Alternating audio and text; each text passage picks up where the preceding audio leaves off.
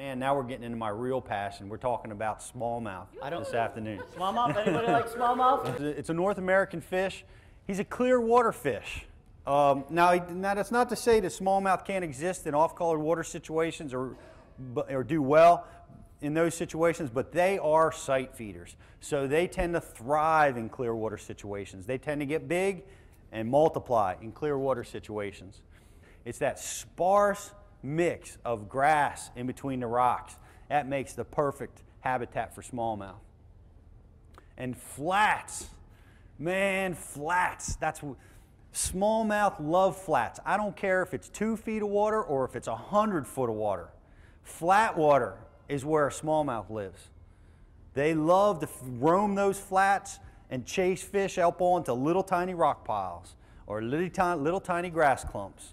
That's where they live. That's where the big schools live, and that's where the big ones live, always on the flats. And I'll talk about some misconceptions, but one of them is vertical. When I first started fishing for smallmouth, always vertical. You know, you're looking for that vertical cover, that deep water access for smallmouth, and I found that, man, that's not typically the case. The big schools and the big fish, they're having a party next door, by the way.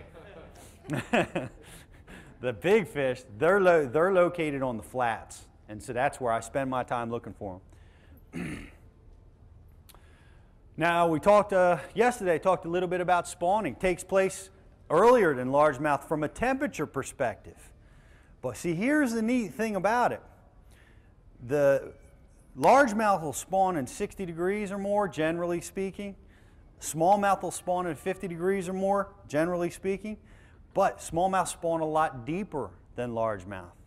So a lot of times, the spawn occurs at the same time, because the top shallow part of the water column is 60 degrees and it's 50 degrees down to about 20 feet, right? So a lot of time that spawning is taking place at the same time, and sometimes smallmouth, especially on Lake Champlain, the largemouth are all done spawning and the smallmouth are still spawning down in that 10 to 20 foot zone.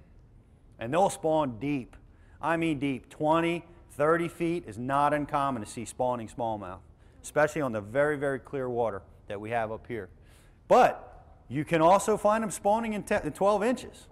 You know, they'll spawn throughout the water column. A lot of times on our Great Lakes, the fish are forced to spawn that deep because of the wave action that I was talking about.